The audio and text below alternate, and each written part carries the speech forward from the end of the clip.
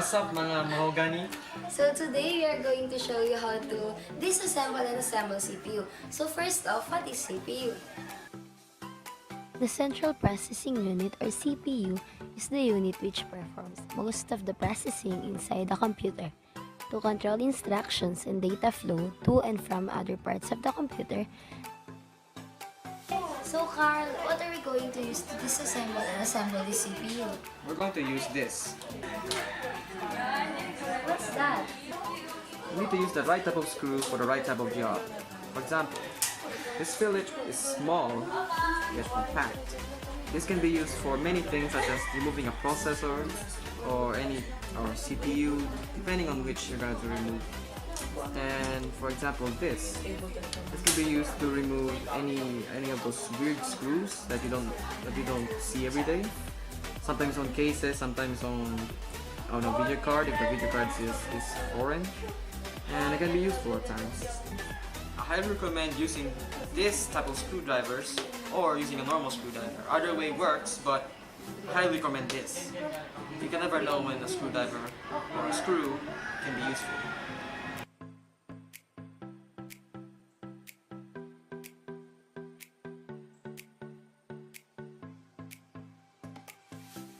So now let's proceed to the unplugging of cables.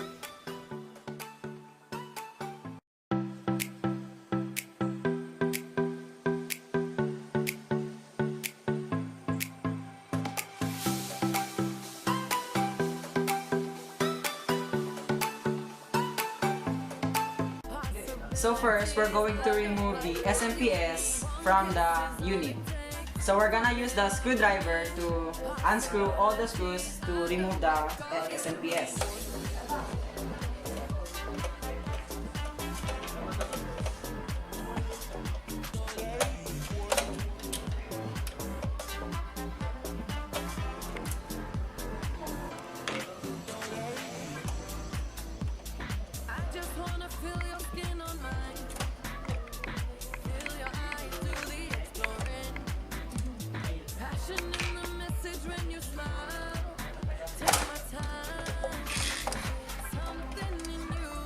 Ooh.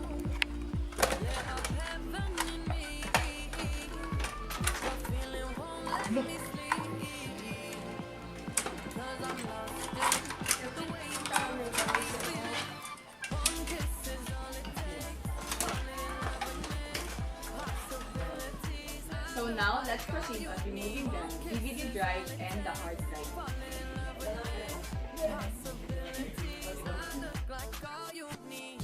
And the floppy disk. We should remove this.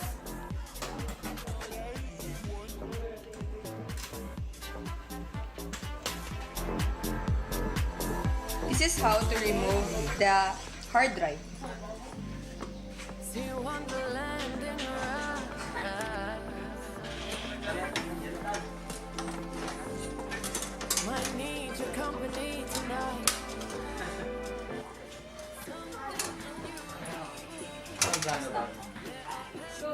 So now we need to remove the graphics chip and the RAM.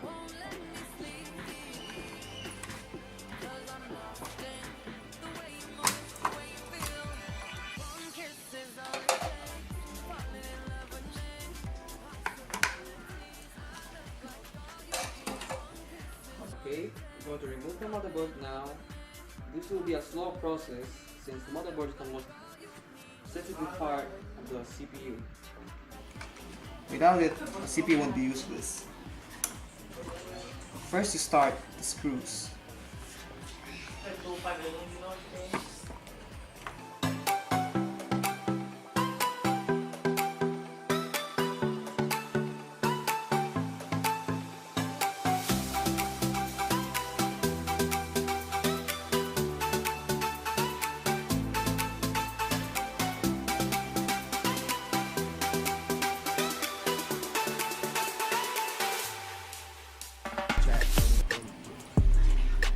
Okay.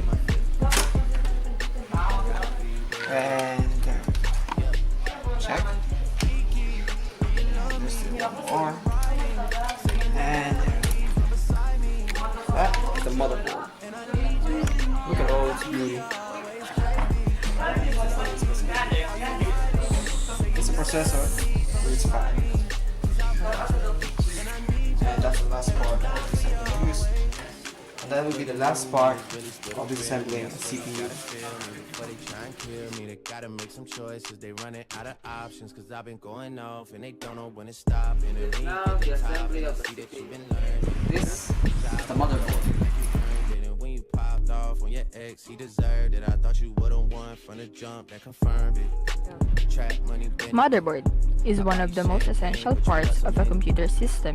It holds together many of the crucial components of a computer, including the central processing unit or CPU, memory, and connectors of the input or output devices.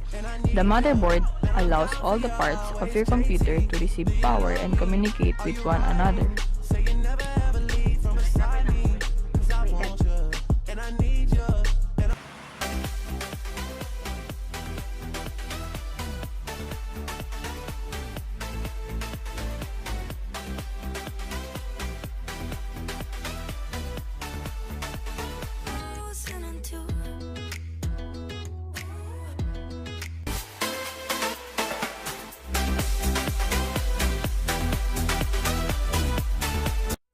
The processing unit on a video card is referred to as a graphics processing unit or GPU.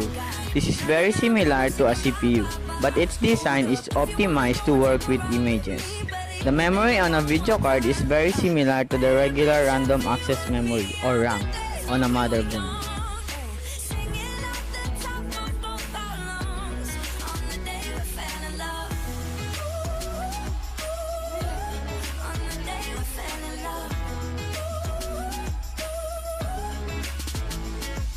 Dancing on a hood in the middle of the woods of an old Mustang, where we sang songs with all our childhood friends.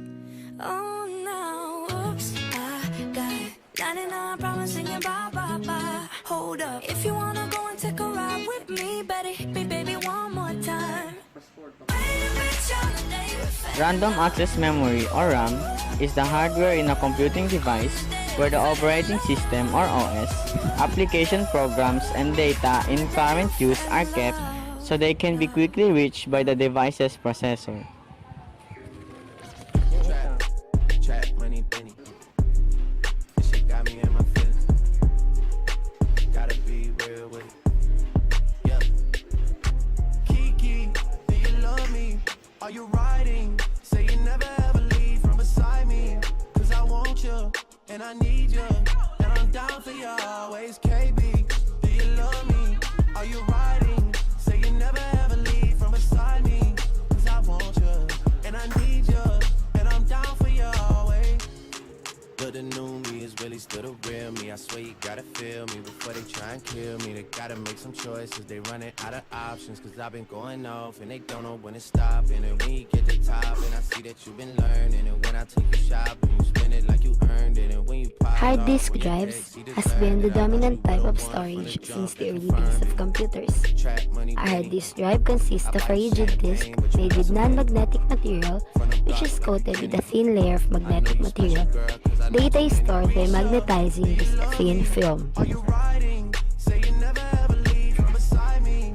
Cause I want you, and I need you, and I'm down for you always, JT.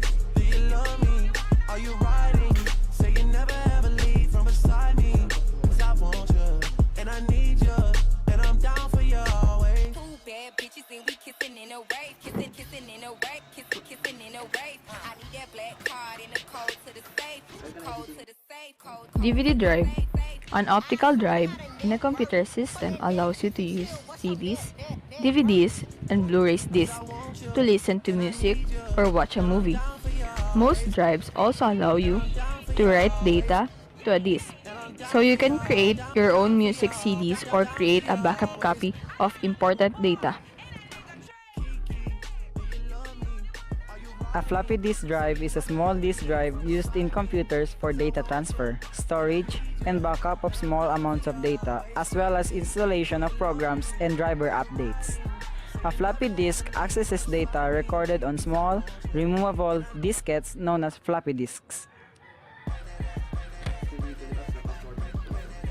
SATA, abbreviated from Serial AT Attachment, is a computer bus interface that connects host bus, adapters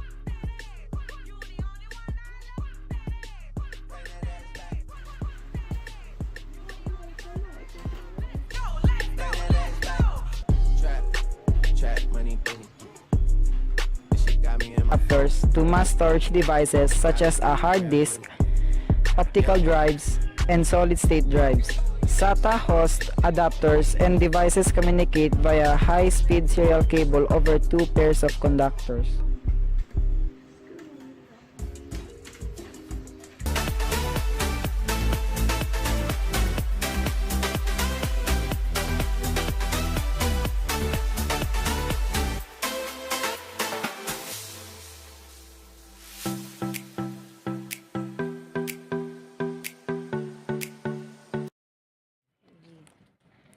A switched mode power supply, or SMPS, is an electronic circuit that converts power using switching devices that are turned on and off at high frequencies, and storage components such as inductors or capacitors to supply power when the switching device is on its non-conduction state.